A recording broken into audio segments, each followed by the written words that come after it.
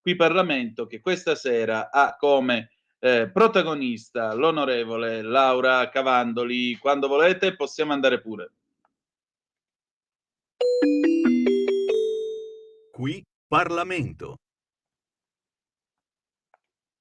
Presidente, la proposta di legge che oggi inizia l'esame dell'Aula reca disposizioni in materia di partecipazione dei lavoratori al capitale, alla gestione e agli utili di impresa. Desidero ricordare preliminarmente che tale proposta di legge ha utilizzato un testo base di una proposta di iniziativa popolare.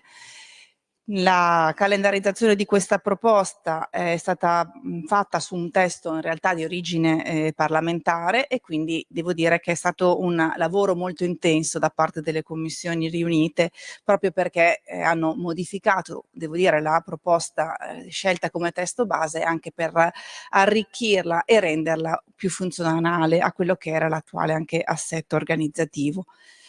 Nell'ambito del capo 1 viene proprio chiarito che le finalità del provvedimento, proprio la disciplina della partecipazione gestionale, economica e finanziaria, organizzativa e consultiva dei lavoratori alla gestione, all'organizzazione, ai profitti e ai risultati, nonché alla proprietà delle aziende, individuando quindi forme di promozione e di incentivazione in attuazione dell'articolo 46 della Costituzione, nel rispetto dei principi e dei vincoli derivanti in materia dell'ordinamento dell'Unione Europea e internazionale. Questo articolo 46 della Costituzione è rimasto inattuato dal 48 fino ai giorni nostri. Ci sono stati plurimi tentativi di attuarlo.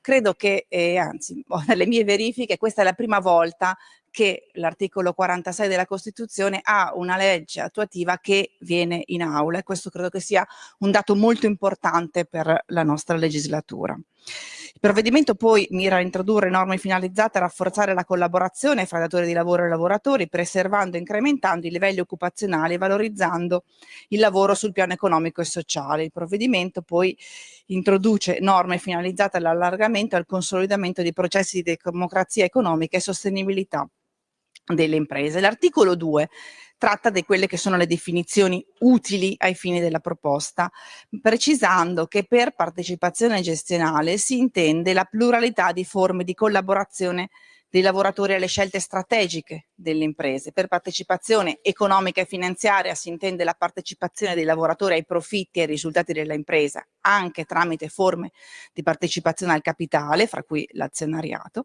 Per partecipazione organizzativa si intende il complesso delle modalità di coinvolgimento dei lavoratori nelle decisioni relative alle varie fasi produttive e organizzative della vita dell'impresa, e per partecipazione consultiva la partecipazione che avviene attraverso l'espressione di pareri e proposte sul merito delle decisioni che l'impresa intende assumere. Si precisa altresì che si fa riferimento ai contratti collettivi nazionali, territoriali o aziendali stipulati da associazioni sindacati comparativamente e maggiormente più rappresentative sul piano nazionale. E su questa abbiamo avuto una discussione durante la sede referente, proprio per chiarire che si tratta di una che ha un valore disgiuntivo e che prevede l'alternativa, proprio perché in questo modo si vuole ampliare la possibilità di accedere a questa partecipazione, anche alla luce delle problematiche che la giurisprudenza ha più volte evidenziato sulla difficoltà di spiegare la nozione di associazioni comparativamente più rappresentative. Nell'ambito del capo secondo, relativo alla partecipazione gestionale dei lavoratori, l'articolo 3 disciplina quindi la partecipazione gestionale, ovvero quello che si traduce nella collaborazione dei lavoratori alle scelte strategiche dell'impresa, prevedendo per le imprese che scelgono, che hanno adottato il sistema dualistico, ovvero il consiglio di gestione affiancato dal consiglio di sorveglianza, che gli statuti possano prevedere, qualora sia disciplinato dai contratti collettivi, la partecipazione di rappresentanti dei lavoratori dipendenti nel solo consiglio di sorveglianza, individuato sulla base delle procedure individuate dai contratti collettivi. I membri del Consiglio di sorveglianza, per questi, tra i membri può essere prevista la presenza di almeno un rappresentante dei lavoratori che aderiscono ai piani di partecipazione finanziaria previsti e disciplinati dall'articolo 6. L'articolo 4 disciplina la partecipazione gestionale dei lavoratori nelle società che invece adottano il cosiddetto sistema tradizionale, stabilendo che gli statuti possono prevedere, sempre qualora sia previsto dai contratti collettivi, la partecipazione del CDA oppure dal controllo di gestione, se previsto, di uno o più amministratori rappresentanti gli interessi dei lavoratori dipendenti, individuati appunto dai lavoratori dipendenti della società, sempre sulla base delle medesime procedure definite dai contratti collettivi. Alla base per i requisiti che devono avere questi lavoratori sono prescritti quelli di indipendenza, onorabilità e professionalità previsti come dal statuto societario. Nell'ambito del capo 3, che fa riferimento alla partecipazione economica e finanziaria dei lavoratori, ed è la parte più rilevante per quello che riguarda la disciplina in materia fiscale, l'articolo 5, intervenendo in tema di distribuzione degli utili, al comma 1 riduce per l'anno in corso, in deroga alla normativa vigente, dal 10 al 5% entro il limite di importo complessivo, il tetto di 5.000 euro lordi, l'aliquota dell'imposta sostitutiva dell'IRPEF e delle relative addizionali regionali e comunali, concernente le somme derivanti dalla distribuzione ai lavoratori dipendenti di una quota di utili d'impresa non inferiore al 10% degli utili complessivi, se erogate in esecuzione di contratti collettivi aziendali o territoriali. Ai sensi del comma 2 si prevede che per l'accertamento, la riscossione, le sanzioni e il contenzioso si applicano in quanto compatibili le ordinarie disposizioni in materia di imposta diretta. Il comma 3, in relazione a quello che è la copertura finanziaria, quantifica in 49 milioni di euro per l'anno 2025, in 800 mila euro per il 26, la relativa copertura. L'articolo 6 prevede che nelle aziende possano essere previsti piani di partecipazione finanziaria dei lavoratori dipendenti. Tali piani possono individuare gli strumenti di partecipazione dei lavoratori al capitale della società fra quelli di cui all'articolo 2349, 2357, 2358, 2441, comma 8, quello sull'opzione del codice civile, nonché l'attribuzione di azioni in sostituzione di premi di risultato, ferma restando la disciplina di quell'articolo 1,184 bis della legge 208 del 2015, che esclude dalla formazione del reddito di lavoro dipendente dall'applicazione dell'imposta sostitutiva dell'IRPEF e delle addizionali regionali e comunali pari al 10%, taluni contributi e i valori delle azioni offerte alla generalità dei dipendenti. La disposizione prevede quindi per il solo anno d'imposta 2025 l'esenzione dalle imposte sui redditi dei dividendi corrisposti ai lavoratori e derivanti dalle azioni attribuite in sostituzione dei premi di risultato per un importo non superiore ai 1.500 euro nella misura pari del 50% del loro ammontare. Anche qui la clausola di copertura finanziaria prevede, valuta in 21 milioni quello che sono gli oneri derivanti.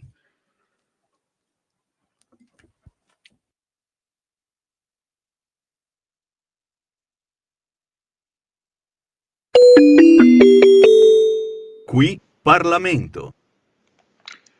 Oh, e rieccoci qua sulle magiche onde di Radio Libertà. Antonino Danna al microfono con voi, sempre per questa puntata numero 924 di Zoom. Se avete voglia abbiamo ancora un paio di minuti, apriamo il telefono 0292947222 se volete dire la vostra, la notizia di questa sera, appunto, caso Al-Masri, Meloni indagata, avanti a testa alta, senza paura, non mi faccio intimidire.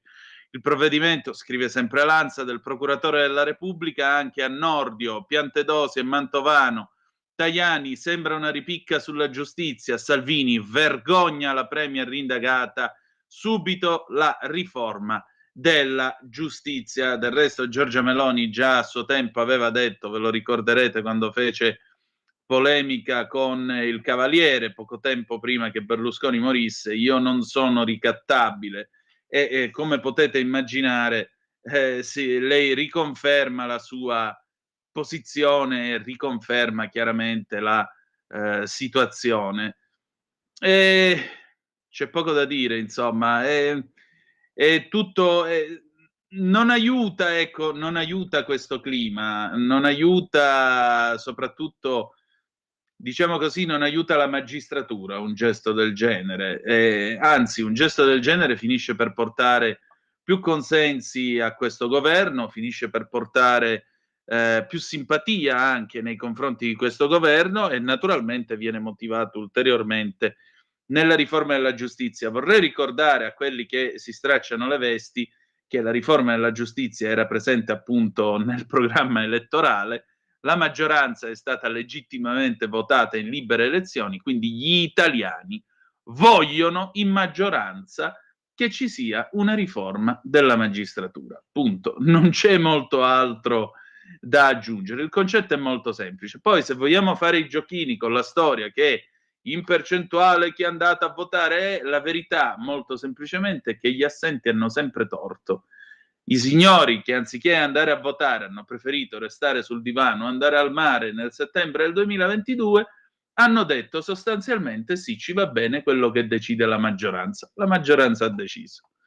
Allora, tra l'altro, infatti la stessa Meloni dice, io penso, prosegue Meloni, che valga oggi quello che valeva ieri, scrive la DN Kronos. Non sono ricattabile, non mi faccio intimidire. È possibile che io sia invisa a chi non vuole che l'Italia cambi, diventi migliore, ma anche e soprattutto per questo intendo andare avanti per la mia strada a difesa degli italiani, soprattutto quando è in gioco la sicurezza della nazione, a testa alta e senza paura. Pausa, poi torniamo con Gianni Morandi, Sei forte papà, 1976, a tra poco.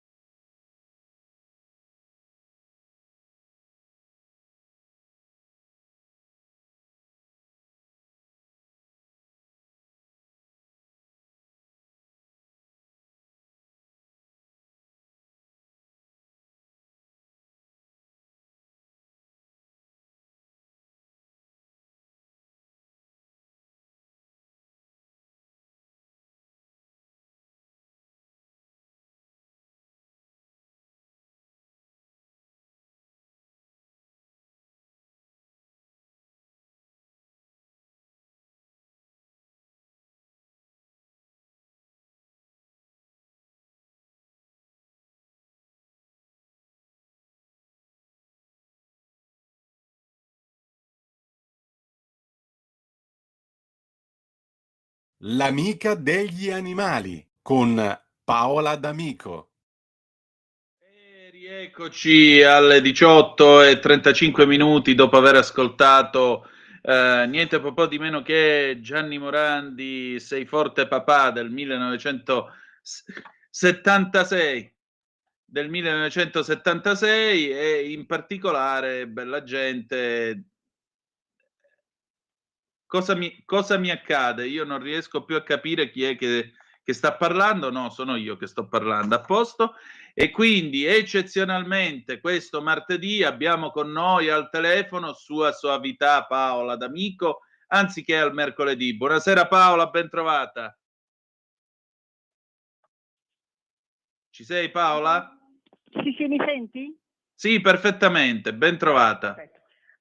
Allora, partirei stasera in modo un po' inedito con 2 righe di Mario Rigoni Stern, Vai pure. perché un suo libro veramente bellissimo, che invito a tutti a rileggere, Uomini, boschi, api, racconti, inizia dicendo: vorrei che tutti potessero ascoltare il canto delle coturnici al sorgere del sole, vedere i caprioli sui pascoli in primavera, i larici arrossati dall'autunno sui cigli delle rocce, il guizzare dei pesci tra le acque chiare dei torrenti e le api raccogliere il nettare dai ciliegi in fiori.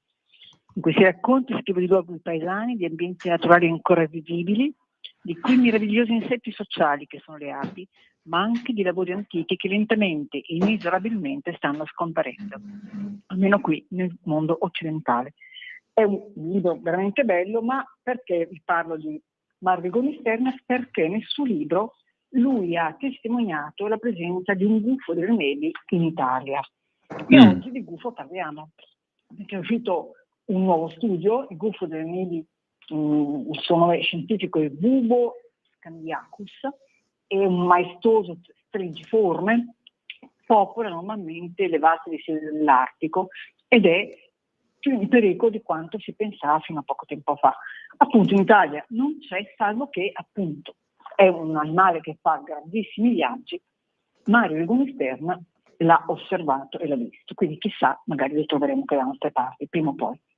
Un animale meraviglioso che popola tutte le terre estreme settentrionali dell'Artico, Russia, Alaska, Canada, Groenlandia, è l'uccello, come molti di voi sanno, ufficiale del Quebec, e è un animale stupendo che un gruppo di scienziati internazionale studia da molto tempo. E questo è il primo pensiero che mi veniva, è che ogni volta che si leggono ricerche, studi scientifici, si parla con i ricercatori, uno ve lo proporrò settimana prossima, un italiano che guida uno studio internazionale, giovanissimo, ed è riuscito ad avere i fondi dagli americani, perché ha scritto un progetto veramente interessante, ragazzo del Sud Italia, calabrese. Benissimo, abbiamo gli scienziati che riescono a fare cose strepitose, a collaborare, a lavorare insieme, poi vedi invece nazioni che appunto scelgono la guerra. Fa veramente appunto questa cosa. Ogni volta che leggo uno studio dico: ma chi è che ha partecipato a questo studio? Italiani, canadesi, russi, e vanno avanti, indifferenti veramente alle schifezze che sono nel mondo, e per fortuna, perché sono veramente un esempio di resilienza e di passione e di amore per il nostro pianeta. Quindi in questo studio, che è iniziato moltissimi anni fa, condotto da tantissimi ricercatori che poi sono alternati nel tempo, più giovani e più anziani, si è visto che appunto questo animale è veramente in pericolo. Un tempo se ne stimavano più coppie, in realtà se ne sono censite 8.000 coppie, tra 7 8.000 coppie, che è pochissimo se pensiamo all'estensione dei paesi, delle nazioni di cui stiamo parlando, cioè la Russia, la Groenlandia, tra l'altro adesso appunto in Groenlandia, no? Che è di interesse mondiale il caso di Groenlandia, perché Trump se lo vuole annettere.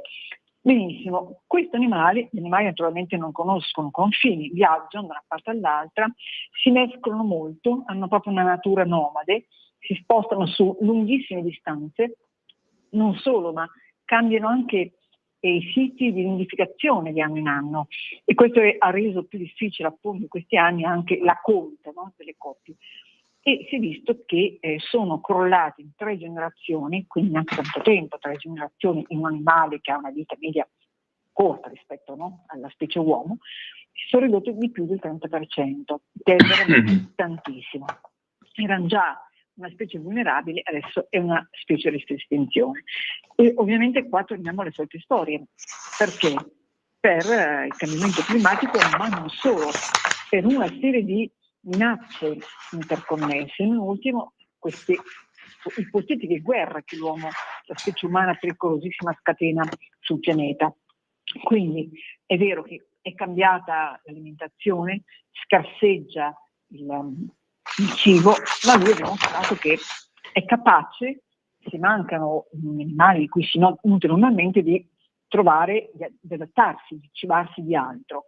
Ma il problema è anche il rischio dello sviluppo antropico nell'Artico.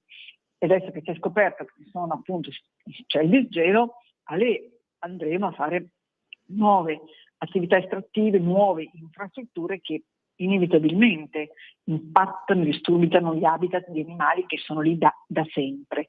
E poi c'è una mortalità di origine antropica, perché ci sono le collisioni con i veicoli, aerei, elettriche. Intanto leggete di aerei che si inabissano, si schiantano per colpa di uno stormo. Piccolo problema. I stormi fanno quei percorsi da sempre, sono percorsi conosciuti, non è che durante le migrazioni cambiano le loro autostrade, hanno le autostrade nei cieli, le seguono le correnti sono ben note, tant'è che abbiamo le previsioni, no, meteorologiche, quindi, e poi sono anche esposti alle contaminazioni ambientali. Adesso scopriamo che anche l'acqua in Italia ovunque è contaminata dall'ISFAT, benissimo, loro rischiano la contaminazione molto più di noi, perché noi possiamo prendere l'acqua minerale, mal che vada, no? E abbiamo comunque una serie di controlli degli uffici igienici, delle AST, delle ASL. Loro no, loro prendono quello che c'è in natura, quindi contaminanti ambientali, metalli pesanti, PCB, POP, tutto può compromettere la loro salvezza. Ecco perché quando andiamo aiuto, il pianeta sta cambiando, il pianeta, chi ne farà le spese prima saranno proprio questi animali che non hanno le nostre possibilità per sopravvivere. E comunque sono animali splendidi, invito a vedere sul web la loro bellezza, e il monitoraggio continua. Gli scienziati confermano la loro capacità di unirsi, di fare squadra e di lavorare assieme, e la speranza è che anche la comunità, diciamo, non scientifica, ma i governi, le popolazioni capiscano come è importante salvaguardare sul lungo termine, diciamo, questo meraviglioso territorio artico. Molto particolare, un nucleo di piccoli roditori, di ricco, di lemming, e per cacciare fa una cosa che in natura fa anche il gheppio, per esempio, che prende una forma molto particolare, cioè è capace di restare immobile durante il volo in un punto preciso, con un movimento velocissimo delle ali, e poi uccide le prede precipitandosi veloce, è più veloce di un roditore in fuga, spezza la colonna vertebrale, quindi questi non sentono più nulla, afferra la preda e se ne va. Molto molto veloce, più veloce di un roditore. Naturalmente sono passati, visto che sono un po' rarefatti i piccoli mammiferi, i cufieri neri sono messi a catturare altri animali, come le anatre, quindi anche animali più grossi, più importanti, insomma, uccelli pelagici, passeriformi. È curioso anche come fa il nido.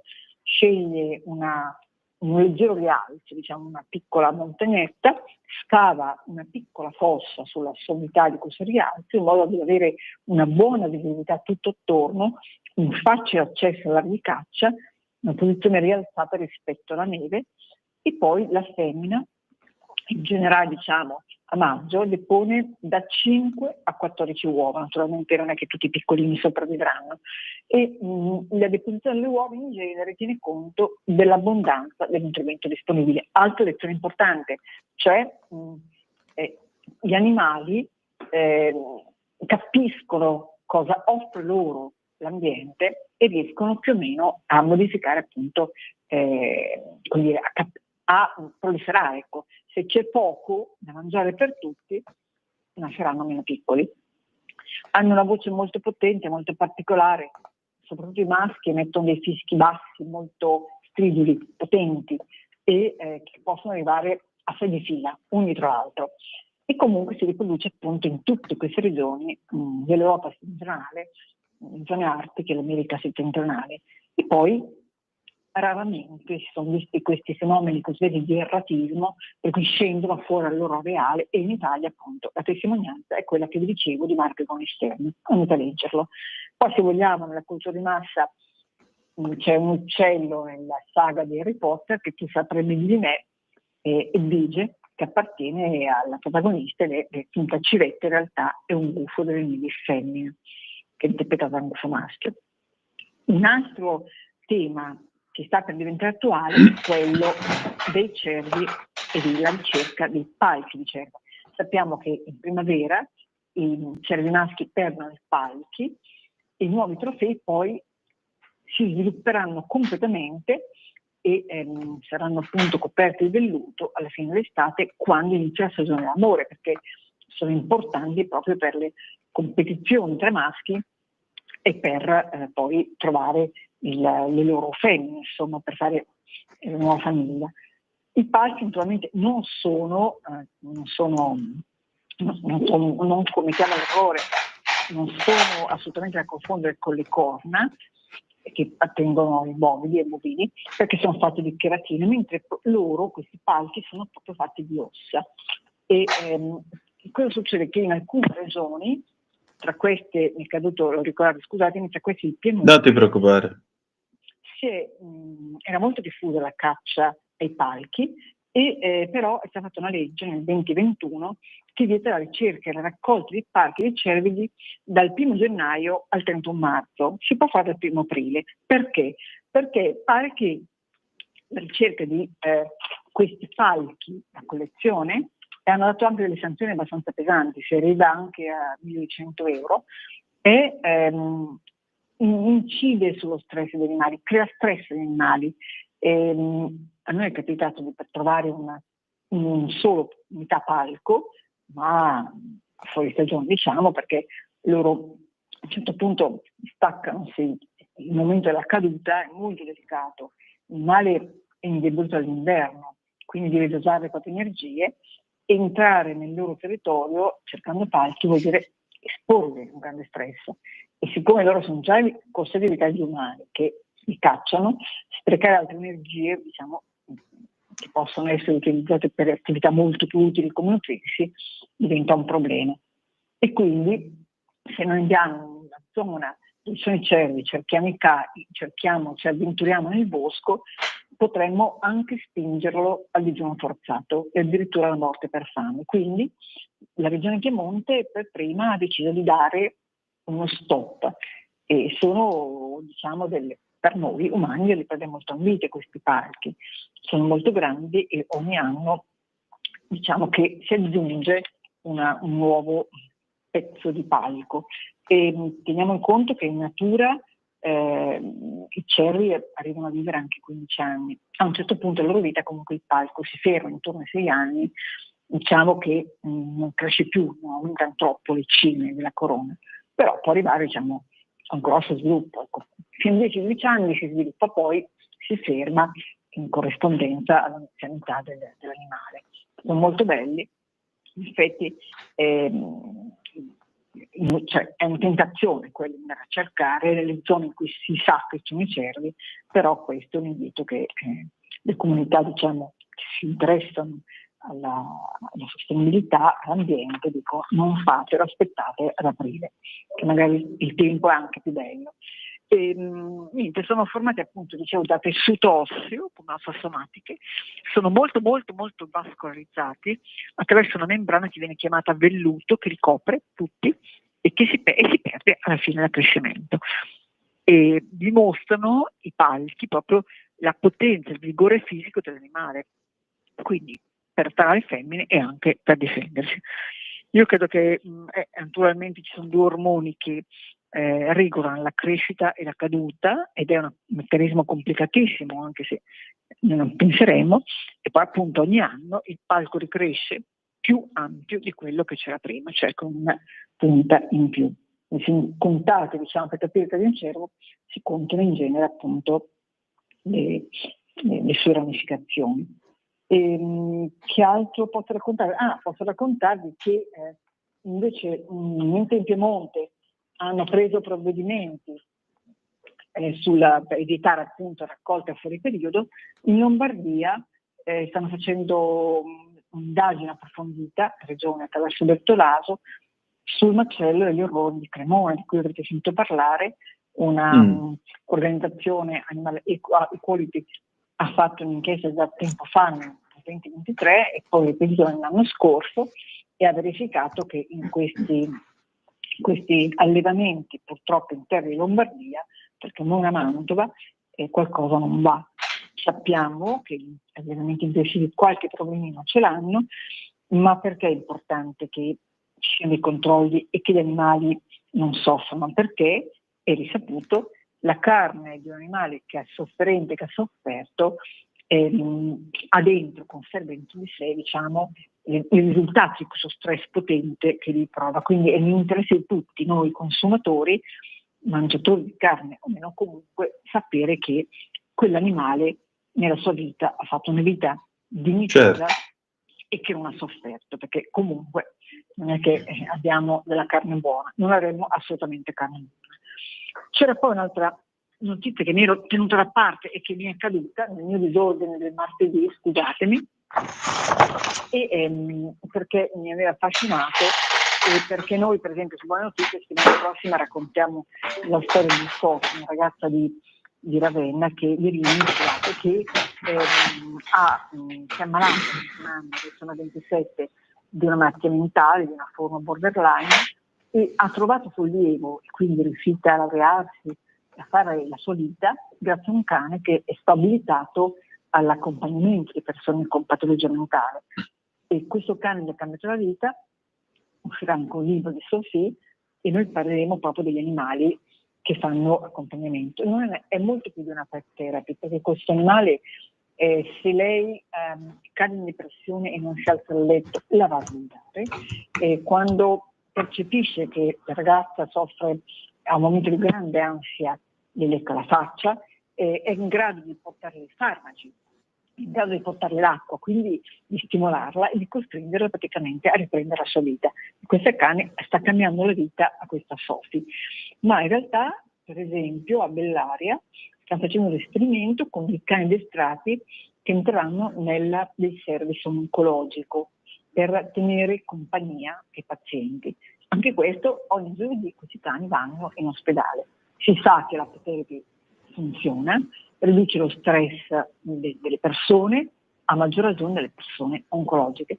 Questo in Emilia Romagna è il primo reparto che fanno sperimentazione, e adesso diciamo che proveranno poi, se funziona, a dare anche in altre realtà. Credo che questa è una cosa molto bella e io spero che sia, che venga in mano, che venga presa anche da altre realtà. Quindi la potenza degli animali. Paola, senti, oggi tra l'altro è anche il giorno di Buone Notizie sul Corriere della Sera. Ho visto che c'è una bellissima intervista alla regina Rania di Giordania e poi ci sei tu con queste lettere dei bambini. Cos'è Amadeo, Celestine e gli altri? Caro Papa, chiedi tu la pace. Sì. Cos'è? Invece di cercare qualche bambino che il 3 accoglierà Papa Francesco a questo summit mondiale. Un anno fa il Papa ha fatto ha indetto la prima giornata mondiale dei bambini e ha annunciato appunto che poi avrebbe chiamato il 24 maggio, che si ripeterà quest'anno, e ha annunciato che voleva organizzare un summit con tutti i potenti del mondo, perché non basta la giornata mondiale dei bambini che poi ci dimentichiamo il giorno dopo, ma occorre fare qualcosa. E quindi ha organizzato questi 2 giorni intensi, il 2 e il 3 di febbraio, in Vaticano, e tra gli altri appunto arriverà anche Rania, che fa molto per i bambini, non soltanto a parole ma anche con i fatti. Ecco, diciamo che Rania, nello specifico, sulle nostre pagine ha lanciato proprio un grido di dolore per i bimbi palestinesi, perché sono tanti, adesso vediamo il ritorno a casa di queste famiglie, sono tanti e sono dimenticati, e noi sappiamo che i traumi dell'infanzia possono drammaticamente incidere sull'adultità.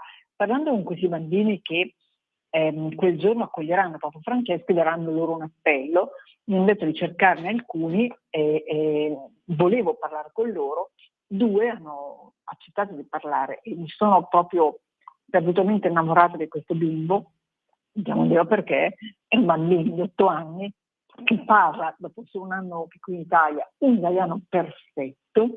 La più grandicella cercava le parole giuste, gli aggettivi giusti, ci ha messo un po'. Mi parla un italiano fluente, perfetto, praticamente senza accento, una cosa incredibile, e determinato da morire, mi sa già che vuole studiare e farà un medico, perché lui vuole aiutare i bambini che soffrono nel mondo. E io sono rimasta veramente colpita da questo bimbetto, perché diciamo, direi. non capita tutti i giorni, capito? Sì, commovente, veramente commovente.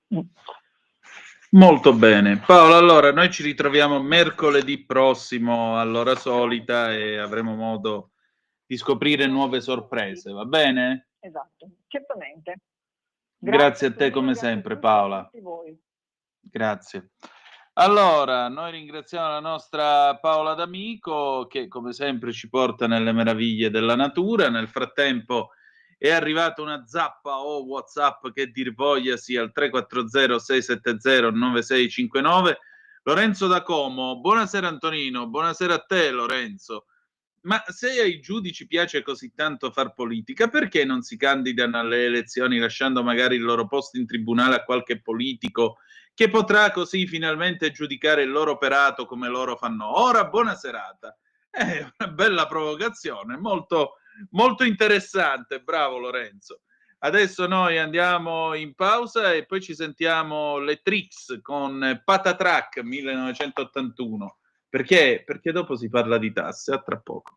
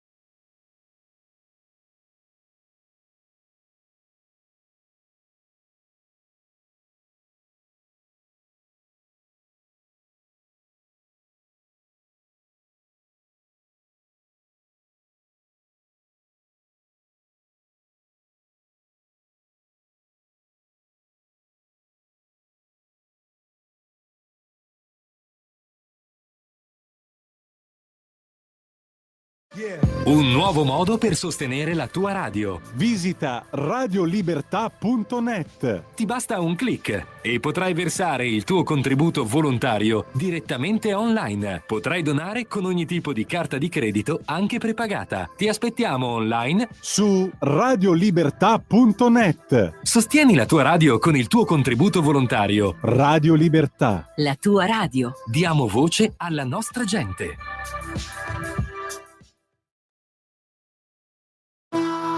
Va ora in onda In attesa di giustizia. Casi irrisolti a cura dell'avvocato Claudio De Filippi. Una vita da mediano, lavorando come urriali, anni di fatiche, botte, vinci casomai mondiali.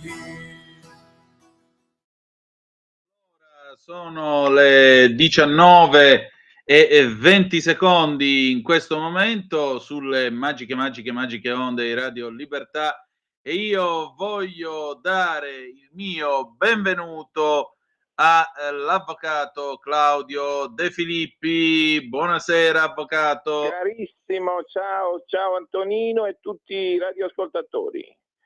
Allora, come va? Allora, noi stasera avremmo dovuto avere il senatore Garavaglia, ma non è stato possibile averlo con noi. Tuttavia, ma c'è la signora che io ho chiamato, la signora, chiamiamola Elena P, perché non mettiamo il nome, perché era già programmato per due martedì fa, ma 2 martedì or sono, che poi sono stati sostituiti da un altro ospite. E la signora è in attesa della tua chiamata. Io mi sono premurato di... sì, infatti la regia sta per chiamarla, allora, quindi tra poco, grazie per aver passato il contatto, tra poco sarà dei nostri. Sì, dicevo quindi, che allora, intanto mi si dice che su WhatsApp non possiamo chiamare, quindi la chiameremo allora, sul cellulare. Bene. Normale, se funziona, provate, sì. Poi vediamo se mai... Provate se sul cellulare può essere dei nostri. Comunque, avvocato, allora, nel frattempo qui c'è un gran movimento per quanto riguarda la questione di questa benedetta rottamazione quinquies. Certo, allora tu sai Antonino che l'argomento principale delle nostre numerose puntate, noi ormai ci conosciamo da 2 anni, forse 2 e mezzo, non so, circa 3, non lo so, non ho fatto bene il conto, tu magari puoi risalire meglio. Quindi praticamente l'argomento principale è sempre stato quello della rottamazione, delle tasse in particolare, in generale, della rottamazione in particolare. La rottamazione, adesso c'è un grande dibattito, sembrerebbe che nel governo ci siano 2 anime. Sembrerebbe, da quello che è un pochettino la ricostruzione giornalistica, da una parte la Lega, che è sempre in prima fila quando si parla di tasse, il movimento più liberale in questo senso per quanto riguarda gli aspetti, i rapporti con il fisco, che tutela di più i cittadini, perché si rende conto la Lega come movimento politico, probabilmente avendo tanti elettori e anche tanti simpatizzanti, perché poi non tutti votano Lega, ma ovviamente ascoltano, verificano e poi magari sono pronti a farlo la tornata elettorale successiva e quant'altro. Cioè molti simpatizzanti ed elettori, dicevo, sono partite IVA. Non tutti quelli che votano Lega sono partite IVA, ci mancherebbe altro, ma tantissimi. Quindi diciamo che la sensibilità del movimento politico è quello da sempre di tutelare chi ovviamente è un lavoratore autonomo, ovviamente non esclusivamente, perché ovviamente molti saranno dipendenti, anche dico dipendenti pubblici, privati e altro, ma questa sensibilità dovrebbe essere premiata nell'ambito di un governo che ovviamente è sostenuto anche in modo fondamentale, direi, anche dalla Lega.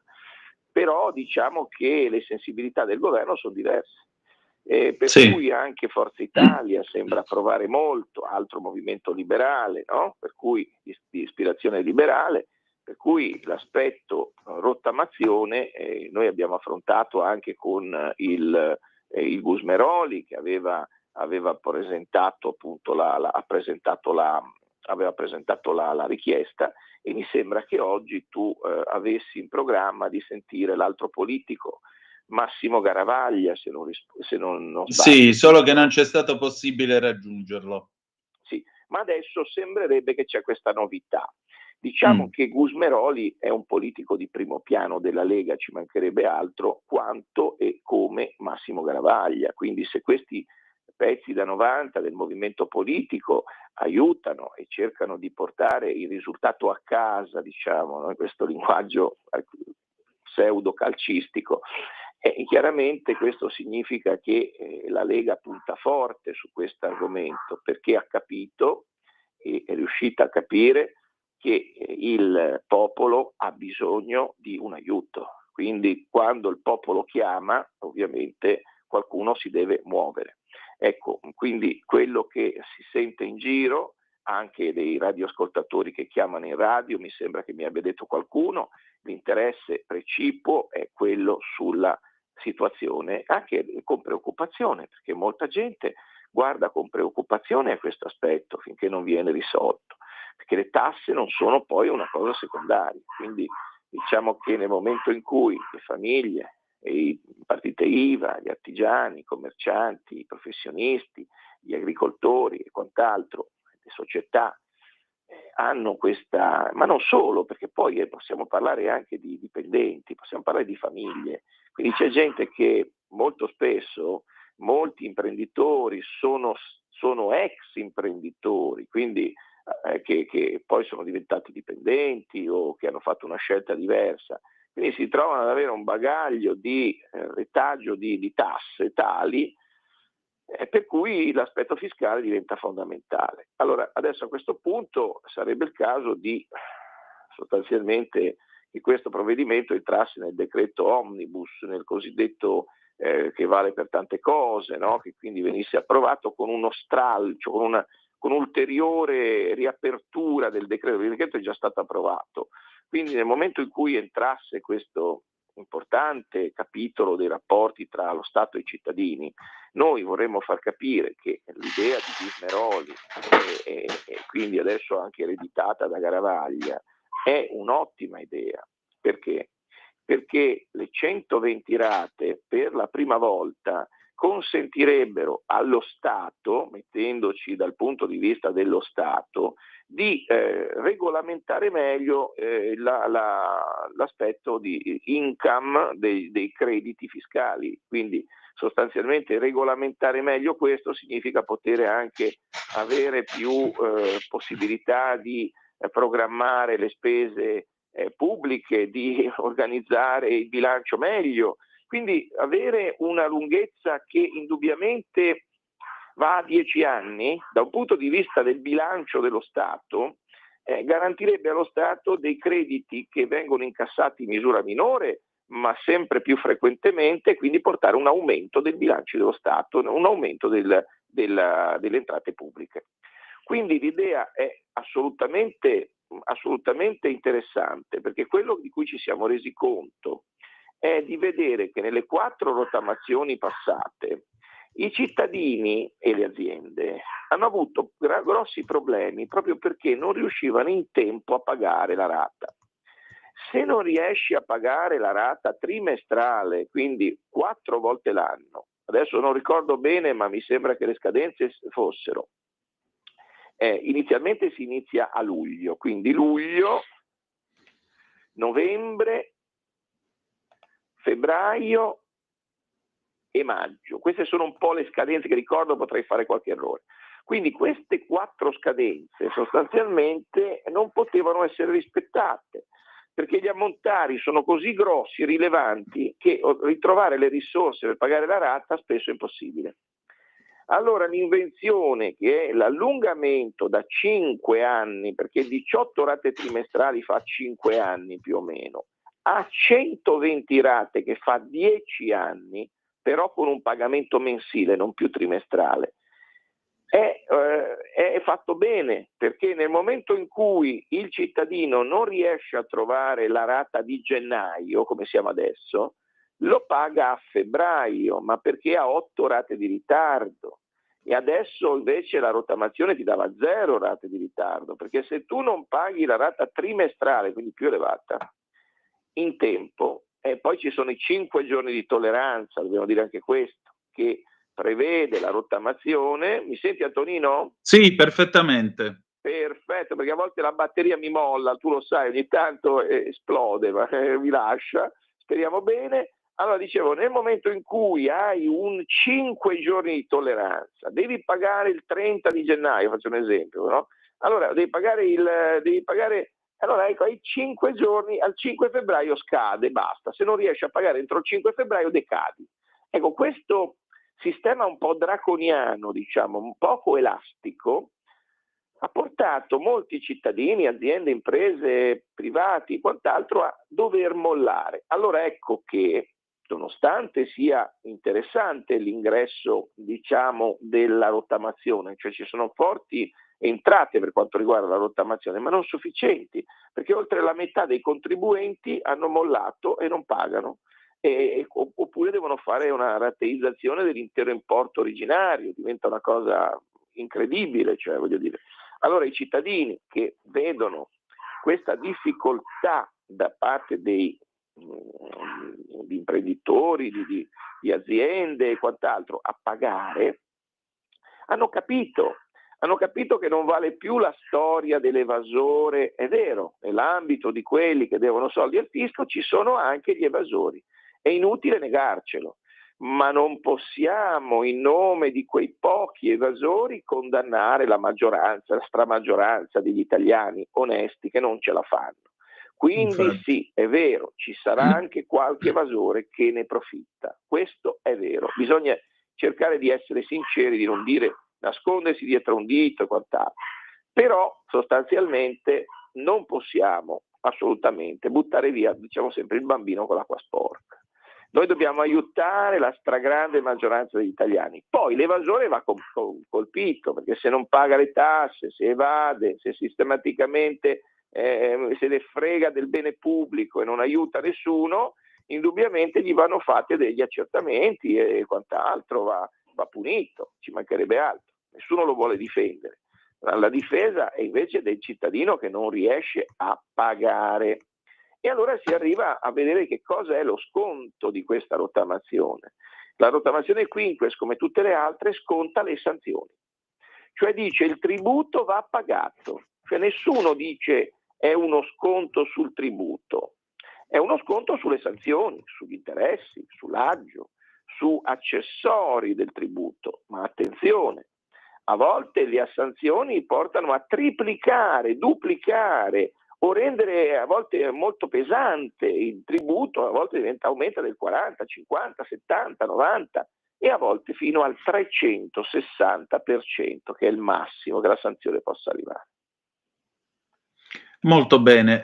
Avvocato, intanto una piccola comunicazione di servizio. La signora Elena sta accendendo il PC e interverrà attraverso Skype, ovviamente non sarà visibile, però sentiremo la sua voce e sarà collegata con noi, quindi il tempo di darle appunto la messa in moto del computer, l'avviamento del computer e poi sarà dei nostri. Quando sarà dei nostri faremo un paio di jingle di stacco proprio per dare il tempo alla regia di avere in comunicazione la signora Elena. Ecco, appunto, vogliamo introdurre un po' la sua storia intanto?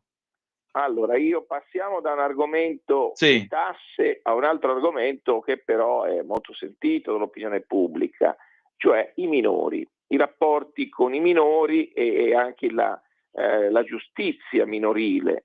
La signora Elena si è rivolta al nostro studio per fare un ricorso alla Corte Europea dei Diritti dell'Uomo. Questo è stato noi la chiamiamo Elena P, per non mettere il nome, per rispetto, visto che ci sono dei minori e quant'altro. Certo. Allora la signora Elena P, non chiediamo neanche dov'è, così inindividuabile. La signora Elena P ha un problema e ce lo racconterà meglio lei ovviamente, ma è il rapporto con il figlio. Quindi quando la giustizia ovviamente a volte diventa, posso dire, draconiana, è l'argomento giusto, e allora è giustizia sommaria. Quindi cosa vuol dire questo? Vuol dire che nella giustizia un aspetto importante, per non ricordare la più antica forma di giustizia che è la nemesi, che è la giustizia biblica, è la giustizia vendicativa, è la giustizia occhio per occhio, dente per dente. Noi abbiamo bisogno di una giustizia umana, abbiamo bisogno di una giustizia che capisca la situazione caso per caso e aiuti senza diventare mai giustizia sommaria, giustizia draconiana. Ecco, allora, detto questo, io ovviamente, se abbiamo il collegamento, lasciavo molto volentieri la parola alla signora. Sì, ancora appena sarà con noi, ve lo dirò. Per adesso stiamo aspettando appunto che accenda il computer, quindi tempo qualche minuto. Comunque andiamo avanti. Abbiamo avuto altri casi, tu sai Antonino, di altri clienti, altre persone che hanno avuto problemi con la giustizia nell'ambito minorile. Allora quello che è la cosa più grave è che la giustizia nell'ambito minorile mai dovrebbe farlo, perda tempo.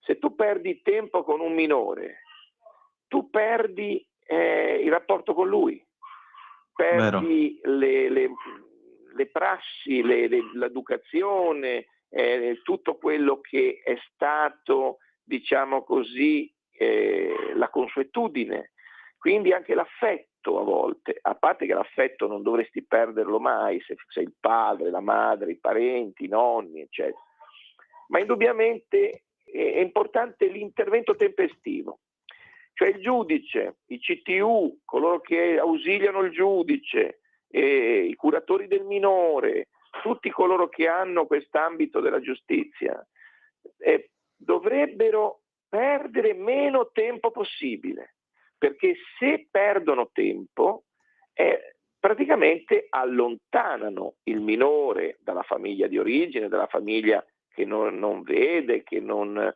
riesce a frequentare il minore, che ha problemi con lo stesso. Indubbiamente la tempestività è un argomento importante, per cui dobbiamo dire, parlando di generale, perché non voglio entrare nella situazione della signora che un po' so, però preferisco sia lei a volerla dire. Certo. L'aspetto più importante è che la riforma Cartabia, di cui si parla sempre, è una riforma che prevede che diciamo così, il tempo sia molto più diciamo veloce del processo, soprattutto nell'ambito minorile. E quindi è importante, senti Antonino? Sì, perfettamente. Sì, perché a volte io faccio il controllo e non ti sento, non sento nulla. È importante che bisogna parlare di un aspetto, per esempio, e qui riguarda il caso della signora. Perfetto, allora facciamo un breve stacco perché ce l'abbiamo, tra poco saremo in comunicazione con lei. Benissimo, a tra poco. Benissimo. Un nuovo modo per sostenere la tua radio. Visita radiolibertà.net. Ti basta un click e potrai versare il tuo contributo volontario direttamente online. Potrai donare con ogni tipo di carta di credito, anche prepagata. Ti aspettiamo online su radiolibertà.net. Sostieni la tua radio con il tuo contributo volontario. Radio Libertà. La tua radio. Diamo voce alla nostra gente. Da oggi la tua radio è ascoltabile anche con la televisione in digitale. Sul telecomando della televisione digitale o del tuo ricevitore digitale puoi scegliere se vedere la TV o ascoltare la radio. Risintonizza i canali radio e troverai anche Radio Libertà, canale 252. La tua radio.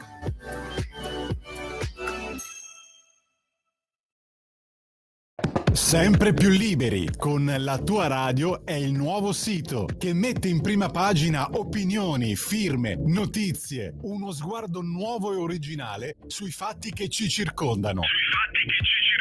Il nuovo quotidiano online, semplicemente radiolibertà.net.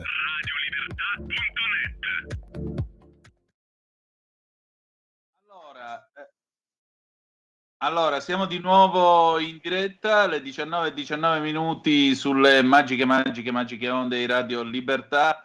Antonino Danna al microfono con voi per In attesa di giustizia con l'avvocato Claudio De Filippi e la signora Elena. Buonasera. Buonasera. Avvocato. Signora, salve. Vediamo un po', no, mi sa che abbiamo perso l'avvocato De Filippi. Signora No, Elena, qua. senta, noi stasera c'è l'avvocato? Vediamo un po'. Io non lo vedo. No, lo stiamo richiamando. Signora, stasera parliamo di minori, appunto. Che cosa è successo a lei? Beh, allora, la storia è lunghissima, però chiaramente devo essere sintetica. Quindi molto in sintesi, a me mio figlio è stato portato via, è stato preso quando aveva 8 anni. C'erano indubbiamente, non so come dire, delle debolezze, delle fragilità anche evidenti, nel senso che insomma comunque, cioè io già parto con il fatto che sono da sola con mio figlio e non ho un background familiare favorevole, quindi cioè, diciamo che era anche una facile preda, ecco, molto semplicemente. E quindi non è che io rinnego che io stessi magari facendo delle cose o cercando delle cose senza realmente trovare la via, non so, però mi hanno anche parecchio segato le gambe facendo.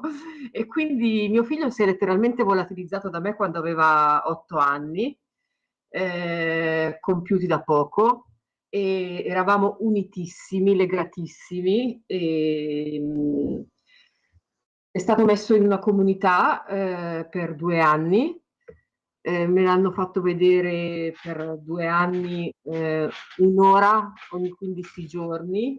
Sì. Ed erano in queste, quindi 2 ore al mese, da una vita si era ridotto a 2 ore al mese. Io e lui avevamo una voragine nel cuore, cioè una roba che... Però insomma lui chiaramente poi come bambino è dovuto comunque andare avanti, quindi io adesso...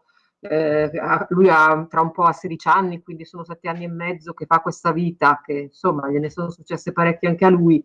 Comunque lo trovo che, non so, un po' più in pace adesso, no? Questa esperienza è capitata.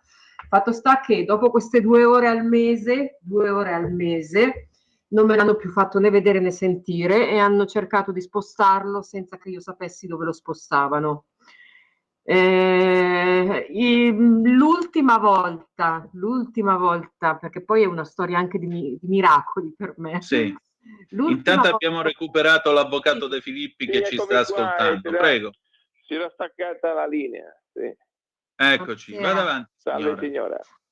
Buonasera, l'ultima volta che me l'hanno fatto vedere e io sapevo che probabilmente non l'avrei più visto e che lo stavano spostando e non potevo chiedere dove ti mettono, non potevo chiedere nulla, no? Perché erano incontri molto pilotati, quindi loro poi mi hanno tolto questi incontri dicendo che io facevo agitare il bambino, invece loro non volevano che io parlassi con mio figlio, non so come dire, e quindi cioè io dovevo essere d'accordo con quello che stava accadendo e dovevo dire a mio figlio evviva evviva. Io non facevo così. E quindi indubbiamente io gli creavo un conflitto con chi erano quelli che appunto erano la sua nuova vita, non so come dire. Sì. Questo è poi il motivo che io ho compreso. Resta il fatto che di fatto stai violando dei diritti fondamentali inalienabili che l'avvocato mi ha fatto di nuovo presente, cioè tu non avresti in questi 7 anni e mezzo dovuto mai avere una visita sospesa per diritto. Io l'ho visto 2 anni mio figlio, per 5 anni e mezzo non l'ho visto e adesso che lo sento è perché lui ha il suo telefono, oramai ha 16 anni e quindi tra un po' è libero comunque. Però il fatto che loro poi non mi hanno più fatto vedere dove lo mettevano e il fatto sta che l'ultima volta che l'ho visto parlavamo della chitarra e lui mi ha detto, non so, vabbè, insomma, lui senza accorgersi mi ha detto dove lo mettevano, perché se dico il posto magari poi... Sì, infatti, non diamo troppi... Esatto, stavo dicendo il nome del paese. No, meglio no. No, perché il paese si chiama come un'altra cosa, cioè quindi io ho capito una cosa tipo, per fare un esempio, pera, cioè come che pera vuol dire 2 cose, quella parola lì di quel paese voleva dire un'altra roba, io non ho capito. E lui mi ha detto no, quello è il nome del posto dove mi metteranno. Quindi io l'ho ritrovato, cioè non l'ho perso così, ma non l'ho più potuto né vedere né sentire. Questo per 4 anni. Nel frattempo loro mi hanno tolto la potestà genitoriale con un decreto falso, di cui ho le prove. E dopo che prima 2 anni da una parte, poi l'hanno sradicato, facendogli perdere prima la madre e poi tutto quello che gli avevano creato intorno. L'hanno sradicato, l'hanno tenuto 4 anni da un'altra parte, l'hanno sradicato di nuovo e di nuovo hanno fatto in modo che io non sapessi niente, perché sapevano che l'avevo individuato subito, per questa cosa che lui mi ha detto. Dopo questi 4 anni l'hanno sradicato ulteriormente, gli hanno fatto perdere tutto quello che si era creato, l'hanno allontanato anche dai nonni e l'hanno collocato con 2 donne omosessuali a Reggio Emilia. Ecco, questo forse allora non era necessario dirlo. Dove? No, non era necessario dire dove. No, però il fatto è che io ho chiesto, siccome comunque loro nel decreto falso mi imputano delle cose false che io sto dimostrando che non è così, ho chiesto più di una volta per il lavoro, facciamo un cazzo di progetto congiunto, che non mi trovo poi come siamo adesso, che io sono a Roma, in Lazio e mio figlio non si sa, ok? E quindi non hanno mai loro voluto accettare le mie richieste che dicono che io non collaboro, di collaborazione, di dire rendetemi la vita fattibile, perché io devo lavorare, devo il figlio, una cosa e un'altra, c'è un progetto in corso, dovete venirmi incontro. Loro diciamo che hanno detto che io invece non stavo facendo il progetto, quindi poi girano tutto così. Sono stata accusata per togliermi la potestà genitoriale che io non permettevo le cure dentarie di mio figlio. Io ho fatto denunce a tutte le procure italiane, che sono 144, perché qualcuno si prendesse la cura di portare mio figlio dal dentista, e non l'ho ottenuto, gli hanno fatto marcire tutti i denti e mi hanno tolto la potestà genitoriale dicendo che io mi oppongo alle visite odontoiatriche e non rispetto il progetto, che lo sto facendo perché sto lavorando come era il progetto. Allora, quindi io volevo intervenire un attimo con la signora, che è un fiume in piena, però credo ne abbia tutto il diritto, direi. Bisogna anche capire che una mamma che è allontanata dal figlio, ma anche un padre, perché noi non viviamo, il figlio ha bisogno anche del padre ovviamente, e anche degli altri parenti, dei nonni e quant'altro. Certo, la famiglia. Abbiamo fatto ricorso alla Corte Europea dei diritti dell'uomo con la signora. I tempi della Corte Europea sono lunghi, purtroppo, anche lì parlavamo di tempo prima. E allora dicevo una cosa alla signora, dicevo che per l'ordinamento giuridico italiano anche il detenuto omicida, assassino, conclamato con una sentenza definitiva che è un assassino, ha diritto di vedere i propri figli.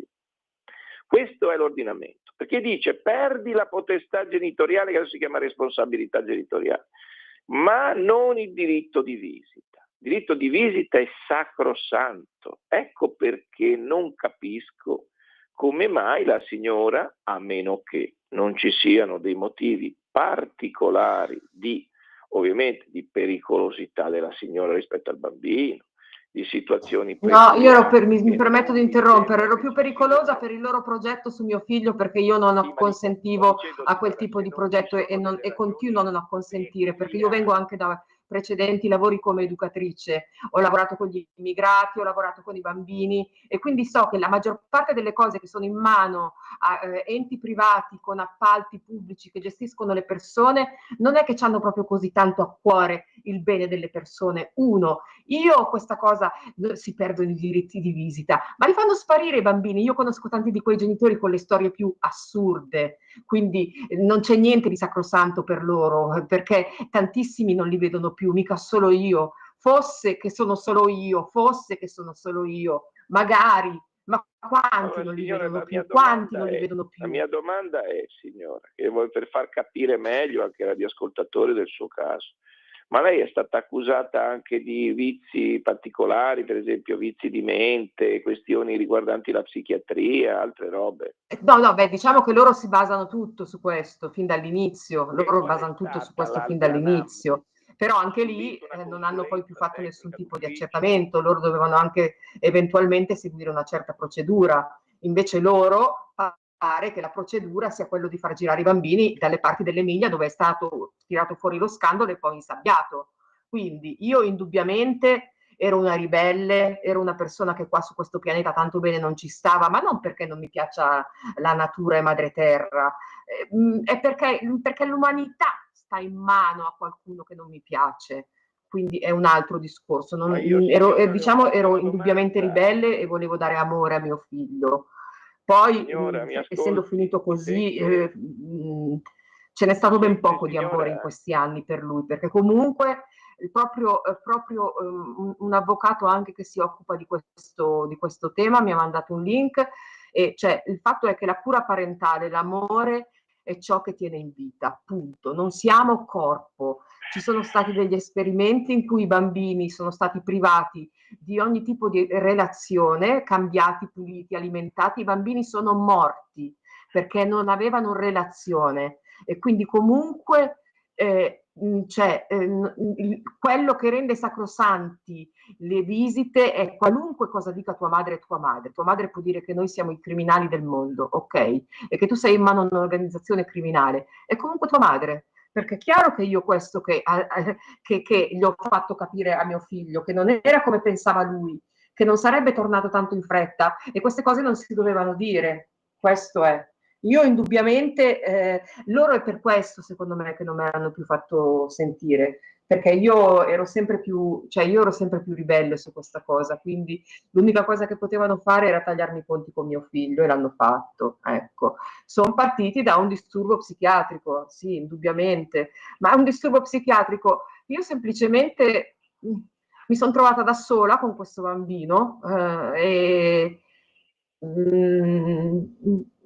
ho fatto del mio meglio indubbiamente, ma non ho fatto tutto bene, non so come dire, se no non sarebbe mai arrivata, come dire, l'assistenza sociale, non so, non ho dei nemici tali per cui mi possono mandare gli assistenti sociali, c'erano veramente dei disagi. Il punto è che loro l'unica cosa che hanno fatto di tutto questo è cercare di ammazzarmi a me di psicofarmaci, perché a un certo punto veramente mi stavano ammazzando e non l'hanno voluto riconoscere, e prendere mio figlio. Allora, se questo è l'aiuto dell'assistenza sociale, cioè, anche no. Io in realtà adesso sono qua che parlo così e così, perché io poi quello che ho fatto è, quando ho capito, ho detto ok, io vado avanti col mio progetto, mi sistemo la vita, perché mio figlio uscirà da lì, prima o poi uscirà, anche che deve arrivare a 18 anni, uscirà da lì, e tutto quello che non gli ho potuto dare in questi anni glielo darò, tanto loro quando hanno finito i 18 anni, finito il pacco merce, finito il business, finito la tutela del minore, è finito già tutto.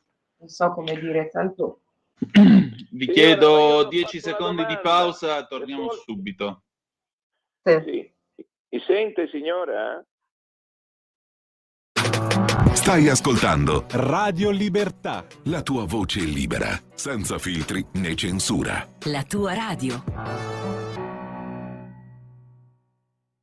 Le 19:32 minuti e 22 secondi sulle magiche onde di Radio Libertà. Antonino Danna al microfono con voi, insieme con l'avvocato Claudio De Filippi e la signora Elena. Signora Elena, allora, avvocato, cosa possiamo dire alla signora Elena? Cosa possiamo fare per lei?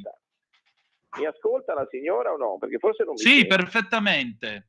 Ascolto. Benissimo. Allora, signora, io le ho fatto una domanda, lei non mi ha risposto. Ma lei, questa malattia che le hanno attribuito psichiatrica, le hanno fatto una consulenza, una CTU, ha fatto una verifica o gliel'hanno detta e basta? Com'è la storia? No, praticamente quando io appunto dicevo, io ho avuto un momento di debolezza in fondo, la mia è stata tutta debolezza e anche magari il voler, perché a volte ho capito una cosa, che i genitori fanno delle cose pensando al bene e fanno dei disastri. Ecco, io mi sono trovata in quella situazione di dire, eppure le mie intenzioni erano meravigliose, ho fatto un disastro. Quindi di sicuro c'era l'intenzione di dare a lui amore, istruzione, non so come dire, dei valori che io non trovo espressi in questa società, e adesso che ho avuto a che fare con la magistratura, mi spiace dirlo, ma ancor meno, con l'assistenza sociale ancor meno, perché chi vuole fare l'istituzione deve essere un esempio. Questa è la cosa drammatica, che loro non sono un buon esempio. Fatto sta che sì, io semplicemente ho cominciato ad andare da questo medico, perché il medico di base, io avevo problemi a dormire, non riuscivo più a dormire dall'agitazione, dalla paura, e il medico di base mi ha dato delle benzodiazepine e non mi ha detto un cacchio del tipo che davano dipendenza più della cocaina. Per cui a un certo punto io mi sono accorta e ho detto: ma com'è qua la storia? Adesso devo andare ad aumentare sempre di più, cioè cosa faccio? Devo prendere una scatola? Non va bene la storia. E lui mi ha detto: sì, perché questi danno una fortissima dipendenza, oramai tu sei dipendente. Ah, e quindi devi andare dallo specialista. Lo specialista è lo psichiatra. E lo psichiatra mi bomba ancora di più. Poi hanno scritto questa cosa di disturbo di personalità borderline, hanno preso il bambino e poi a me hanno cercato veramente, cioè, ma mi hanno fatto delle cose truci, altro che. Poi quando io ho cominciato nel panico, dov'è mio figlio? Io non capivo più un cazzo, dov'è mio figlio? Non capivo più un cazzo, sono andata anche in psichiatria a prendere quello lì che aveva scritto quella cazzo di roba e mi hanno fatto un TSO e lì mi hanno fatto una roba che io poi, cioè io mi sono dovuta salvare da loro, ok? E adesso mi sto riuscendo a riprendere un po' i contatti con mio figlio e per occuparmi anche di salvare lui. Perché in tutto questo ha perso 2 anni di scuola in mano loro e lasciamo stare, quindi è stato 2 anni in una comunità che praticamente poi è stata chiusa dalla procura stessa perché c'erano violenze tra di loro, con le ragazze, è scappata una ragazza, ma e allora, cioè io che cosa facevo? Sì, ok, io facevo il bene comunque, magari un po' fuori dagli schemi. E quindi cioè, io adesso posso dire che magari sto meglio perché mi sono dovuta rifare la vita da sola senza mio figlio, ma tenendomi lontano da loro, mica grazie a loro. Cioè, chi mi ha aiutato non sono loro. Io a un certo punto non ho neanche più denunciato, neanche l'ultima denuncia. Ho detto basta, tanto archiviano tutto e qualunque cosa la girano come gli fa comodo a loro. Cioè, perché per avere un decreto del genere, ma ho fatto 2 anni a lottare per il dentista e mi scrivi che io se mi oppongo alle cure dentistiche, ma almeno inventati qualcosa di meglio, cioè, non so. Lì ho proprio detto, sono proprio delle persone che sanno che qualunque, mi dovete passare il termine, qualunque beep che gli viene in mente di scrivere, non lo dico, è quello, cioè, perché? Ma io non lo so. Ma anche per il Covid ho fatto ricorso per fargli fare la quarantena, se c'è il Covid, e le risponde il magistrato l'unica volta che ha risposto, ma io preferisco correre il rischio di farlo contagiare, perché potrebbe essere traumatico tornare con la madre. Come potrebbe essere traumatico? Ma l'ha traumatizzato te che l'hai portato via, il bambino c'è scritto da tutte le parti che chiede della madre. Ah, te preferisci farlo contagiare perché potrebbe... fammi fare le visite allora, fammi fare le telefonate così non lo traumatizziamo. Ah no, cioè delle cose che non stanno né in cielo né in terra, che dici ma dove sono finita? Cioè un film dell'horror, ma con chi sto avendo a che fare? Perché è chiaro che tu entri in un tribunale e pensi di trovare qualcosa che assomiglia alla giustizia, qualcosa che ci assomiglia. E quindi io mi sono fidata chiaramente all'inizio, così come dell'assistenza sociale. Avvocato, noi abbiamo ancora 4-5 minuti, cosa possiamo Allora rispondere? io volevo dire questo, che a volte una mia considerazione, che può anche lasciare il tempo che trova, però quando il diritto positivo si sostituisce al diritto naturale ci sono dei grandi disastri. A volte non c'è neanche bisogno di un giudice, c'è bisogno solo di buonsenso. Però qui la situazione è che non riguarda purtroppo solo la signora Elena, ma riguarda tanti padri, tante madri che vedono negato il loro diritto di visita. E allora volevo ricordare che esiste un articolo della riforma Cartabia, lo stavo dicendo prima che poi è arrivata la signora, che è il 473 bis, numero 39, un po' difficile da ricordare, 473 bis, numero 39, codice di procedura civile. Questo articolo prevede che il giudice deve immediatamente intervenire quando ci sono delle interruzioni dei rapporti tra i figli minori e i genitori e i parenti. Questa situazione purtroppo in Italia non viene ancora, non è stata ancora recepita. Cioè ci vuole un rito speciale, un rito veloce, un rito sommario, che non è giustizia sommaria, dicevamo, cioè ci vuole un rito che dia subito degli ordini di far vedere i bambini minori ai genitori, ai nonni, ai parenti, perché altrimenti non se ne esce. Il contenzioso per la visita, per vedere i figli, per frequentarli è spaventoso. Il legislatore non può solo fare codici rossi dicendo a favore della donna e poi dopo negarlo con altre decisioni, perché il codice rosso non è per le donne, è per tutti. Il codice rosso è per tutti. Se ci sono maltrattamenti in famiglia bisogna agire contro chi questi maltrattamenti pone in essere, anche utilizzando il braccialetto elettronico. Questa è la legge. Se invece facciamo un codice rosso solo per le donne, solo per un genere, solo per una cosa, solo per il femminicidio, solo per questo, no. Il codice rosso è fatto anche per i padri, parliamoci chiaro, che non vedono per esempio i bambini, i minori, che sono maltrattati in famiglia. Quindi deve essere applicato anche a loro. Invece purtroppo certo, vediamo. Perché poi a volte li fanno sparire da un genitore e lo danno tutto all'altro. Io nel mio caso è diverso, ma io ho sentito le storie più... Cioè, ma io davvero, da quando mi è successa sta roba, ho sentito le storie più folli, più folli. Allora, facciamo una bella cosa. Signora, noi ormai siamo in contatto, quindi avremo modo di raccontare ulteriormente la sua storia. Io per il momento la ringrazio. Avvocato De Filippi, io le chiedo di tenere, insomma, sotto speciale attenzione questa storia, perché sarebbe giusto tornare a raccontarla al più presto. Che ne dici? Io penso alla signora e gli dico che sono disponibile a presentare un'istanza al giudice perché revochi i suoi precedenti ordinanze e faccia vedere regolarmente il figlio alla signora. Questa è la cosa che possiamo fare, oltre al ricorso alla Corte Europea che abbiamo già depositato. Molto bene, allora quando avrete presentato questo ricorso io vi aspetterò qui e ci racconterete com'è andata. Va bene. Signora, mi raccomando, tenga duro e avanti. Per di parole poi, quindi c'è da stare attenti con me. Non importa, non importa. L'importante è che lei ci abbia raccontato la sua storia e, insomma, da qualche parte un giudice c'è, non abbia paura. Le faccio i migliori auguri, signora. Grazie. Ciao. Grazie. Allora, grazie anche all'avvocato Claudio De Filippi e ci ritroviamo la prossima settimana con In attesa di giustizia. Grazie a tutti. Salve. Vabbè. Allora, noi riprendiamo la linea, sono quasi le 19:42, quindi ormai la nostra puntata è terminata per questa sera, si avvia alla sua fine. Domani parleremo niente po' di meno che di, come si dice, parleremo di energia nucleare, bene sì, di energia atomica. Ci sarà con noi il professor Gianluca Limonti e poi ci sarà Antonio Zennaro, ma soprattutto parleremo della legge che il governo si appresta, che il Parlamento si appresta a varare e che reintrodurrà il nucleare nel nostro paese dopo un silenzio durato oltre quasi 40 anni.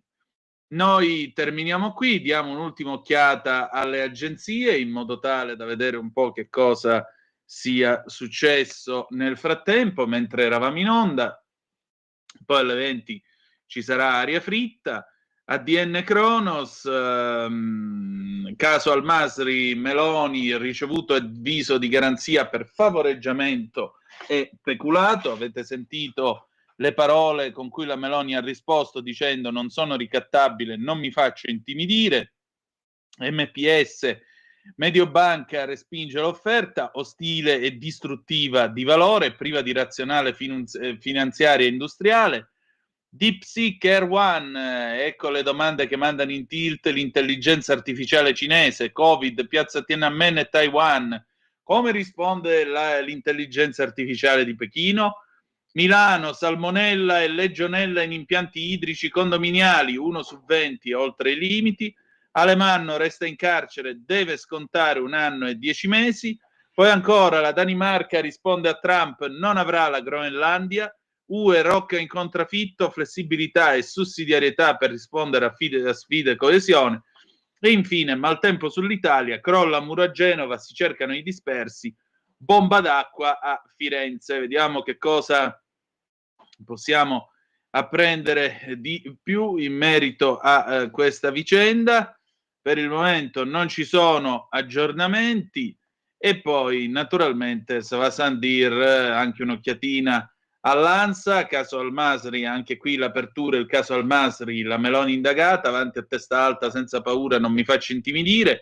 In America il governo lancia retate contro i migranti anche a New York. Mattarella, Auschwitz, conseguenza delle leggi razziste emanate dal regime fascista. Con questo noi abbiamo finito, l'appuntamento è a domani alle ore 18.05 trattabili sulle magiche onde di Radio Libertà. Ci salutiamo con una canzone di Franco Franchi, L'ultimo dei belli del 1972, cioè io. Chiudiamo, proviamo a chiudere con una nota di nemmeno di ironia o di allegria, con un sorriso, dopo aver raccontato una vicenda drammatica e dolorosa sulla quale comunque torneremo con tutto il dovuto rispetto e naturalmente con la dovuta delicatezza. Noi chiudiamo qui, appuntamento quindi a domani, e ricordate che the best is yet to come, il meglio deve ancora venire. Dopo di noi Aria Fritta, vi ha parlato Antonino Danna. Buonasera.